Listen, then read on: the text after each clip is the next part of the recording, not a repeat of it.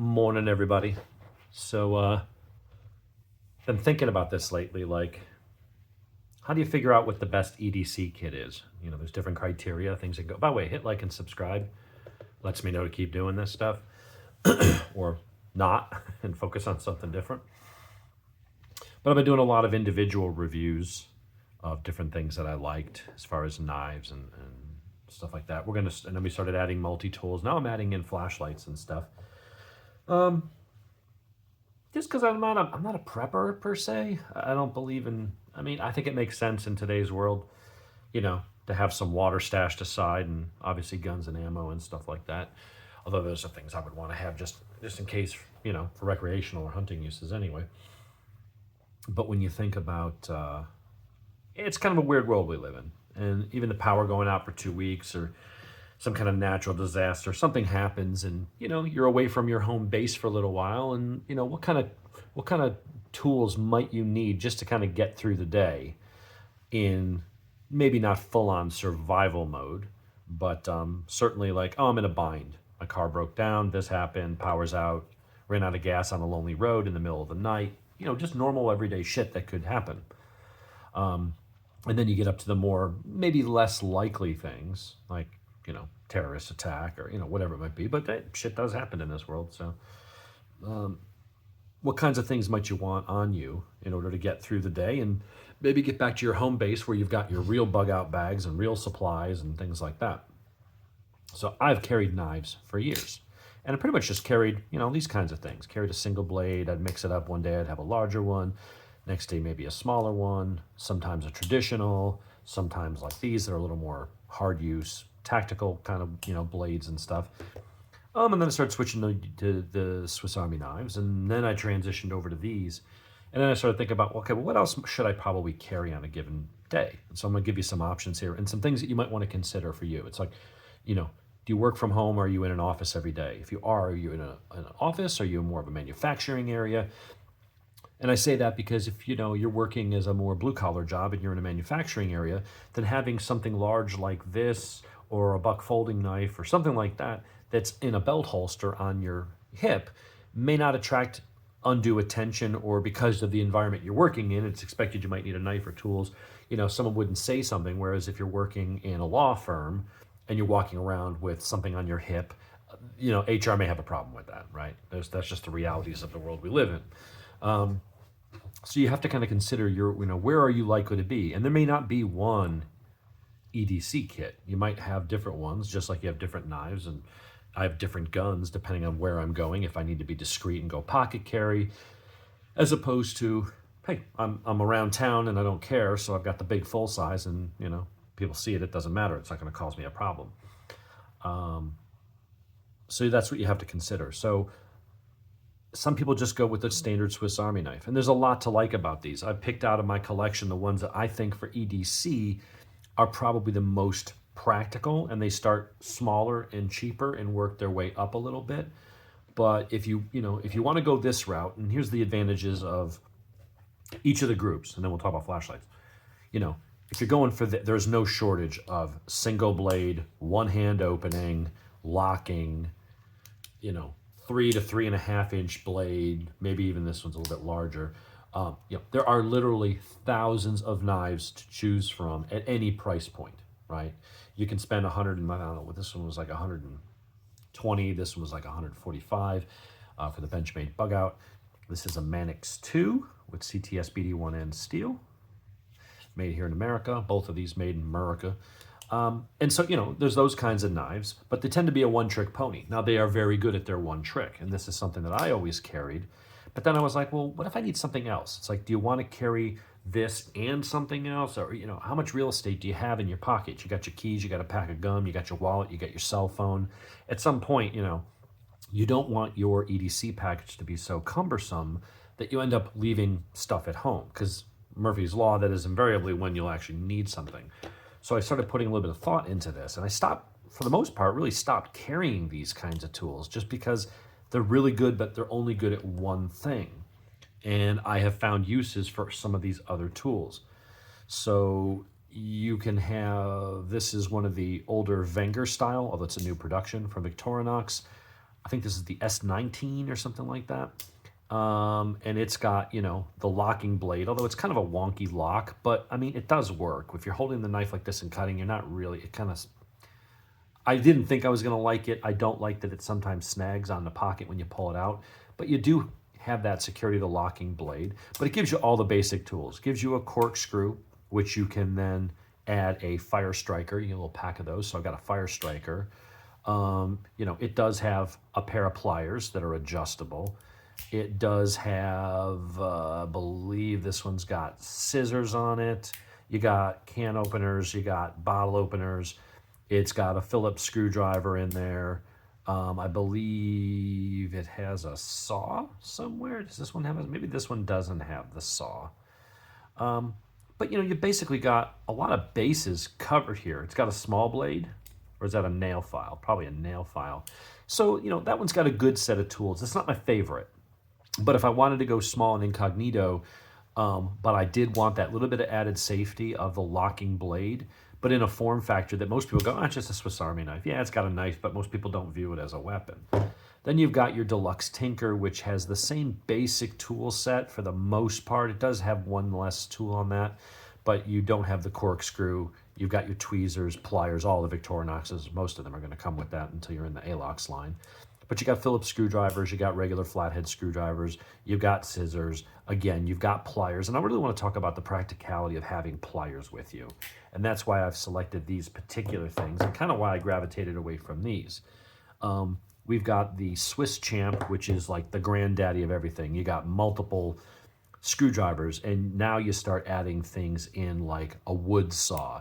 Now you start adding in other things like having a metal file with a hacksaw blade. You have scissors in addition to having your pliers. You have a magnifying glass. You have a ballpoint pen. Again, with the corkscrew, you can then add a fire striker. So, you know, you have an awl. You have basically all these tools that you could use in various situations. And if you want to go a step larger to get your locking blade, this is where I think this is the Work Champ or Hercules. I forget which. But it's one of the larger Victorinoxes that you can really get a hand on. You do have a large locking blade, as well as, again, pair of pliers, pair of scissors. You've got multiple, in this case, you have different size Phillips screwdrivers. You got the shorter fat one, you got the longer thin one. You know, this really starts to give you options, as well as having a wood saw, which again, in an emergency situation or had to cut kindling to make a fire or a shelter, little things like that, those can make the difference. So you have that end of the spectrum. Then, of course, you've got the whole Leatherman style. And we've got 3 Leathermans here, starting with I always forget the name, the Wingman. You've got the Wingman, which is nice and affordable at $65, spring-loaded pliers, wire cutters, basic tools, pry bar, small file, can openers, bottle openers, things like that. You've got, if you want to go more minimalist, you have your Leatherman Skeletool, which ups the ante where you get less tools, but what it has are more the essentials and they're better. So you got a 154 cm single-handed opening and closing blade. So you've got a nice little blade right there. You've got your carabiner with a bottle opener, but you don't have a can opener. You don't have pry bars and all that stuff. You do have a bit driver, and you can store an extra bit somewhere in the handle here. Right there, there's an extra bit. So you've got 2 different size Phillips, and then you've got 2 different size flatheads, and of course you can get different bits and things. And then again, you have your pliers. This is more of a minimal, but still, a pair of pliers is really useful, I'm finding. Then, of course, if you want to get into the more expensive, you've got the Victorinox, and this is an example of the Spirit X. So really nice, very premium, really nice set of tools. You've got a locking blade, not very big, but you know, if you had to cut food or shave wood or do something, you've got all that. You've also got a very fat, beefy combination tool of a wire stripper, bottle opener, a flathead screwdriver, as well as a pry bar. I mean, that's why that thing is so damn thick. If you had to pry something open, you've got your awls, for punching holes in things. You have a box opener, which is a small little blade. You've got additional wire strippers and cutters. You have your saw. On this side, you've got your scissors. You got a flathead screwdriver. You've got a can opener. You have a file with, again, a hacksaw blade. Really, really good tools to have. And then, of course, you've got your Leatherman arc, which is a really nice, everything on it is basically one-handed opening. And then it ups the ante by giving you a Magna Cut one-handed opening and things like that. So you have some really nice options these days. And if you want to go to Amazon and get some of the less expensive ones, you can. But even here, 79 bucks, 65 bucks. All of these can be found for under 100, or maybe this one might be right at, but you could find these for around $78 or something on Amazon. So really good bargains where you can have a literal tool chest in your pocket rather than just a blade. This is going to be a better blade than any of these, but that's all you get, right? Same thing here. For EDC and discrete carry, how do you beat a bug out? For the size, for the quality of the components, right? But that's all it's ever going to be. You're not going to pry with this. You're not going to be using it as a screwdriver. If you do that stuff, you're going to break it and ruin it. So having a tool that is designed for that purpose. Now, some people will say they carry this in addition to a Leatherman. And there's nothing wrong with that if you've got cargo pants or cargo shorts and you got the extra real estate on your clothing, or if you had a backpack. But when I think of EDC, I'm thinking, no matter what I'm wearing, I've got a thin pair of shorts and a tank top because it's hot summertime, and just have a t-shirt, tank top. Wait, tank top? Is that something girls wear? I don't remember. Is that the tube top? I would not be wearing a tube top. I know that. Nobody needs to see that. But, where I have a gun on my hip, so that's already some weight and some bulk. I got a wallet in the other. Then I got my cell phone. Then I've got these other things. It's like at some point it becomes too much, and so then you end up leaving things off. So in my mind, I've taken these out of my rotation. That's what I've done, because I found knives or multi-tools or Swiss Army knives, because they're both multi-tools. It's just knife with tools emphasis, tools with knife emphasis. Or did I say that right? Maybe the emphasis here is on the knife that comes with a bunch of tools. The emphasis here is on the tools that also come with a knife. I've been leaning more towards here, but honestly, you could almost go either way. It comes down to these have good knife. These have better ergonomics for the most part. This feels more like a traditional pocket knife, and it will be viewed more like a traditional pocket knife by most people. However, when it comes to the whole perception and carrying weapons and things, it's much easier to justify this. If someone's like, well, why do you have this at work or something? You're like, this is a multi-tool. Yeah, there's a small penknife in there, but look, you don't even have to focus on that. It's like everybody knows that it's a Swiss Army knife. That's just my opinion. Here it's like, yeah, okay, so it does have a knife if I have to open a box or something, but really it's like a bottle opener. It's more about a pair of pliers, and look, I got a screwdriver with bits. People go, well, that's really more of a tool that just happens to have a blade on it, right? I'm finding myself more often than not carrying one of these. And the reason being is that these have gotten to the point where the knife is good enough if you're comparing it to a Swiss Army knife. You're not getting a better knife off of here. The knives here, and I would say this is probably the smaller and lesser of any of these. But when you look at, what you get here, yes, this is more weight, although, these ones aren't exactly, lightweights themselves, but, you're getting a really good quality blade, and you're getting a solid pair of scissors, pliers. And people say, well, what do you need pliers for? Honestly, these days, I'm finding that I'm using pliers or screwdrivers almost as much as a blade. I mean, I'm more often than not, opening a box or something or a package from Amazon. But I'm also finding uses for these all the time. And if you're outside or you're camping or you got to bend a piece of wire or bend a piece of metal, or there's something in the fire, whether you have a fire going and you need to grab something and pull it out without burning your fingers. I mean, there's all kinds of things. I'm out working on the car and I need a pair of pliers because I got to grab something, or I got to cut a wire and strip it.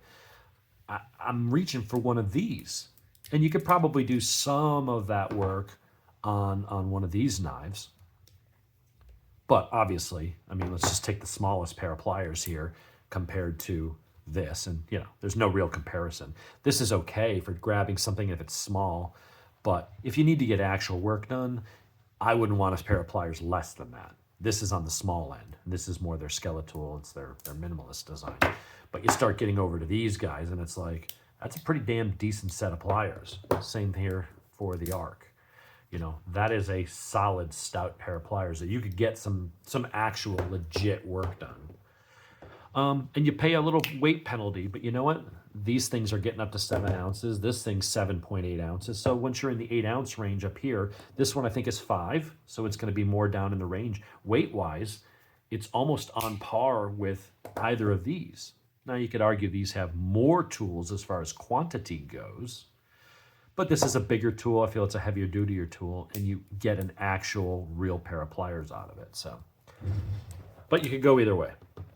The other thing I would urge you to consider when going with EDC is figure out what tool you're going to need, and it might not be a one size fits all. You might say, well, typically, if I'm not dressed a certain way, I could go with these, but then I might have to drop down to something on the smaller side because these are still big and beefy in your pocket.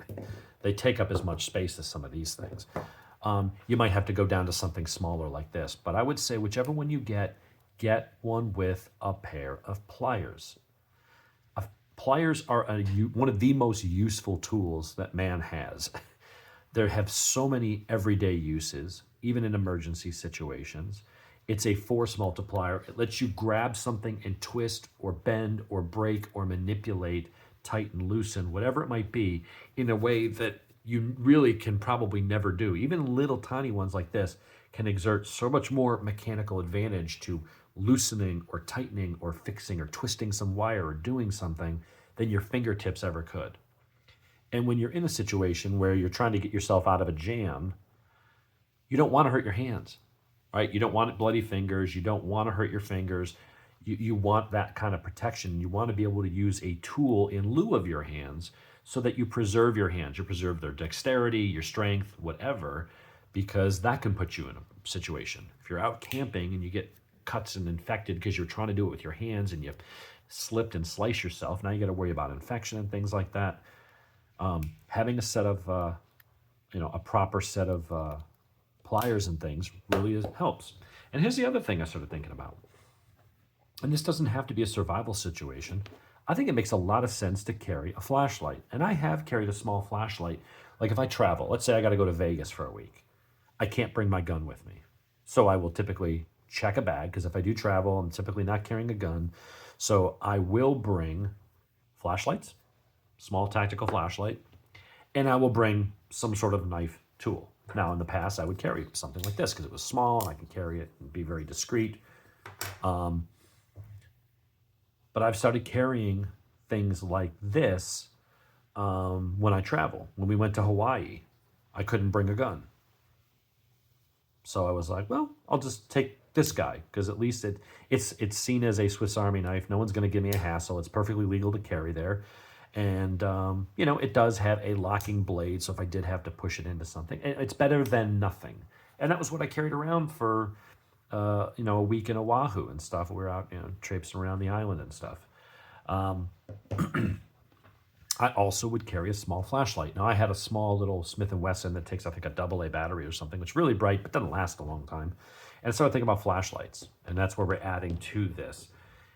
I think it makes a lot of sense to have a flashlight. There's a lot of good situations. You can use it as a signal. Hey, I need help. I'm over here. I'm off the road. I crashed my motorcycle. And I've been sitting, I went through the ditch and kind of over a little bit, and I'm hurt, and I can't quite get to the road, and it's getting dark out. I've been out here for a few hours, and I need to signal a motorist coming. That's a realistic use of, millions of people ride motorcycles. That's a realistic use for this. I'm trying to fix my bike in the dark. I'm riding home, and something goes bad, and I got to sit there and try to troubleshoot the damn thing in the dark. Being able to do that. Being able to blind someone coming at you and you don't have a weapon, but you can blast them in the face and disorient them and make it, harder for them to come at you in the dark and stuff. You get blasted in the eye with something like this, and then I turn it back off, your night vision shot for a minute. Maybe that gives me the chance to escape or punch you in the face while you're blinded. I don't know. Certainly when you're camping, your car breaks down and you're having to walk, a few miles to the nearest town or to get help or something like that. There's a lot of everyday. You're in the building and the power goes out at work. Maybe you're in a part of the building and they don't have emergency. Whatever, I don't know. But there's all kinds of things. Having light on demand is a very useful tool. I said pliers are like a really, one of our best tools.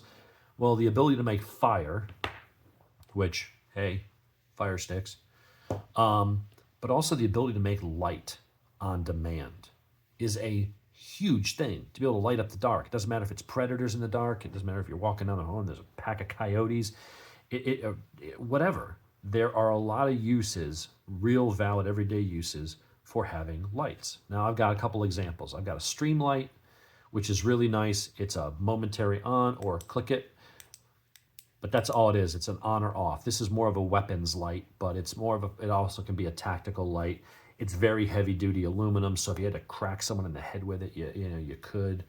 And then I found a little light like this. I was like, well, let me see what else I can find, because this is about, I think, 600 lumens. It's pretty damn bright. And it casts a nice beam. It takes two CR123A or whatever those batteries are, which are like $8 for two of them. And they'll last a good bit, but they will burn down, and then you got to carry extras. Then I found this guy. This is a little Olight. This is 1130 lumens. It's double the output of this. The battery life is way longer, and it has a bunch of different modes. You have a strobe mode. You have a nice anodized aluminum with grip. You got a clip here. Oh, and guess what? It's magnetic. That's also the charging. So if I go over here and grab my charger, plug into any USB power source, plug it into your car's USB output, it'll charge it. Plug it into a power brick. So you got ways to recharge the damn thing. And it's magnetic. So that charger just goes on and it charges. It's got a decent waterproof rating. You're not going to go scuba diving with it, but getting stuck out in the rain or crossing a stream and you drop it in a foot of water, you'll be fine. But then you've also got a magnet. So if you're working on something, trying to fix the car, working on the bike in the dark, whatever it is you're doing, you can stick it to something metal and it'll stay there and hold it for you. Really, really handy. This thing is tiny. This is about the size, barely bigger, than the Deluxe Tinker. That is a nice little companion.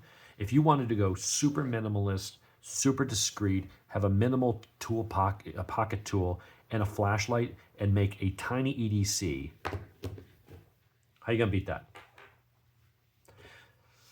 This will last for many hours on boost mode. If you put it on low, medium, high, the range goes up. It also has a mode that is called like moonlight mode, where it drops it down to like 15 lumens. So it'll light like right in a small area. If you had to read in the dark, if you're trying to work on something and you don't need it bright and blinding you, you just needed light illumination, like on par with like having a candle, you could have it on in that setting for 60 days without recharging. You have 2 months of moonlight mode. These are like 59 bucks. That is incredible value and versatility for something that small and that powerful that lasts that long. What it is the S2R Baton 2. They now have a Baton 3 that's about 10 bucks more, and it does have a lot more life, but it is a bit bigger. I got this one because I was going for minimalist.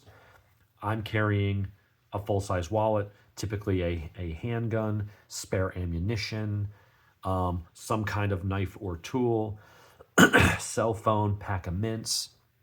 It's a lot of stuff in my pockets. So I'm going for minimalist. And that's why some people have suggested, well, carry a blade like this and then carry a multi-tool. And that's fine if you can get away with it. For me, for something that I know that pretty much no matter how I'm dressed, if I had to go super minimalist, I'm probably doing that or I'm doing that. I'm going to do one of those tools. If I think I'm more likely to need the extra tools, and I'm willing to sacrifice having a pair of pliers, I'd probably go with that. If I'm like, you know what, I really just need a blade, screwdrivers, and a really good set of, for its size, pair of pliers, then I'm going to go with this. And then, of course, if I'm not worried about ultimate concealment, and then I'm probably going to grab the Leatherman Arc or the Victorinox. And most likely I'll go with, even though I actually kind of like the Victorinox better, I'll go with the Arc just because it's Magna Cut and it's one-handed opening. There's nothing on the Victorinox that's one-handed opening.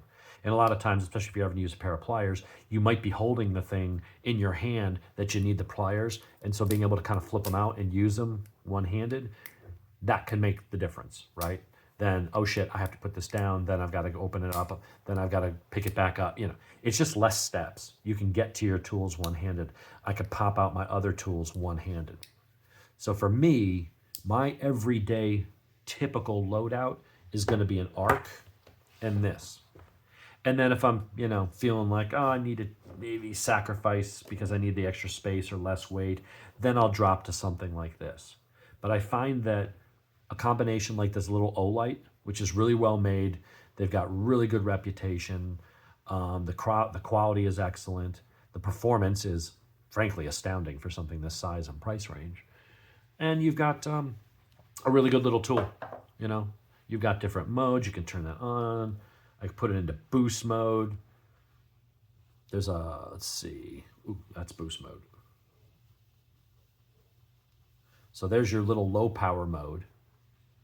And that little low power mode will last for 60 days. It also tells you there's a little light there that tells you, based on the color, how much battery life you got left. So unlike a lot of knives where it's fine and then all of a sudden here I know, oh, okay, it's been on a while, I'm getting down to 25%. I probably need to start thinking about finding a charger or some electricity to charge the damn thing up. Some people like, going with the AA ones because, you can find AA's anywhere. But, that's up to you. There are some good options there. And there's full power. And I think you double click. Oh, that's boost mode. Yeah, that is insanely. You're not even picking that up on this camera because the camera's adjusting the exposure. That is boost mode, and that is just stupid bright. I can feel the heat on my hand from that far away. Ooh, that's actually, ow. Holy shit, that's hot. I don't know how long you could leave it on boost mode.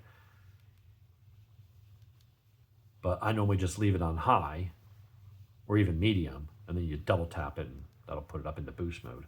But that's 1130 lumens. That is considerably brighter. This is pretty bright. A little bit of heat coming off that, not much though. That boost mode was like, holy shit, that was bright. I thought I had it in boost mode before. That was not. My eyes are still kind of, just from the reflection of it coming off my hand. But using it in the backyard, it was amazing how far. This itty bitty little thing with that little bitty little reflector, and I was illuminating the trees like 150 yards away where I could see everything clearly. Like it was an astounding amount of light. You wouldn't normally use it in that light, unless you were trying to signal someone from far away. You'd use one of these lower output modes, medium, high, and then off. And there is a strobe function. So very, very cool. Love this light. These pocket clips, you can pop it off if you don't want the pocket clip. It came with the blue one, it came with the black one. If you don't want it, you want it just rolling around in your pocket, great, throw it in there. The fact that you got a magnetic base is awesome. You got a clip here, so if you want to clip it onto the brim of your hat, so say you're wearing a baseball cap, you can clip that on there and now you got a head-mounted light. I mean, that is so versatile if you're stuck on the side of the road or you're camping or the power goes out for a day or in the middle of the night. If you're using it as a tactical light in the house, if someone breaks into the house and you want a small weapons light on you while you're going around with a shotgun or your handgun, there's just so many good uses. But that's my typical loadout. These days, I'm most likely, if you said, hey, do a pocket dump, what do you got right now? Chances are I'm going to have that or that. And once in a while, if I'm going to be more in an office environment, then I'll probably grab something like one of these. If I was going camping, I don't know, maybe that one. Pick the one that's right for you. Find the right tool, whether it's a knife that has a bunch of tools or whether it's a bunch of tools that also has a knife. This one's going to be pricey, $230. You pick these up, I'd pay a little more at the local shop, but you can pick them up on Amazon, I'm told, for like $71. And that's for the Swiss Champ. That's for everything. And that gives you a, magnifying glass. You name it, it's on your fish scaler. You might not need that much. The Deluxe Tinker might be all you need. Although the Deluxe Tinker, I don't believe has a saw. And that's probably the reason why I don't carry this one. Again, I don't use a saw that much. But I'm thinking if you're trying to pack for all possibilities. Swiss Champ. This one has a saw, I believe. I thought it did. Maybe it does. Maybe this one doesn't either. Maybe that's why I had to go to the Swiss Champ, was to get that saw. And there are some Alox versions that are smaller, but they don't have pliers. They don't have Phillips screwdrivers, right? So think about all the things that realistically you could need in your everyday or in an emergency situation, whether it's something big like powers out, terror attack, bad storm, your car breaks down or bike breaks down the side of the road. Think about those situations and write them down, all the tools that you think you might possibly need that could help you in a jam. If you had to start a fire for something as a signal, or to keep warm for the night because your car's broken down in the middle of nowhere, you can't get somewhere, you got no cell signal, and you got to stay warm until the morning and hope that someone comes by and, you know, you can flag them down. Having a knife like this, or a tool and a fire starter and a flashlight, could be a lifesaver. You don't know. So just something to think about. This took long. I feel like we covered a lot of ground now. But I'm going with the Arc or a Skeletool. And on the knife side, Swiss Champ. I'll go without the big locking blade because this just has every freaking tool you could possibly think of. And it'd be nice if you're like, oh, I need that. Oh, you know what? I have that. I even have a ballpoint pen in case I got to write a damn message for to somebody. Like, how can you go wrong? You just walk around with that. You got a really good flashlight that'll last you days. It's perfect. That's my EDC loadout. Those are some things maybe you might want to consider when you put together yours. It's not a doomsday thing and, oh, I'm going to prep. And hey, life throws you curveballs, man. You don't know. Be something stupid like one of the examples I laid out for you. I'd rather have something and go, yeah, I didn't need it, than go, God damn, if I could only, I could get the bike home, I could nurse it home, and instead of walking 30 miles, right? Or having to get a truck out here, if only I could get that nut retightened, and I can't do it with my finger. I need leverage. I need something I can grab it and or snap this thing off or whatever it is. Something stupid like that could make the difference of you getting home that night or not, right? So here's some choices. Pick which one's best for you.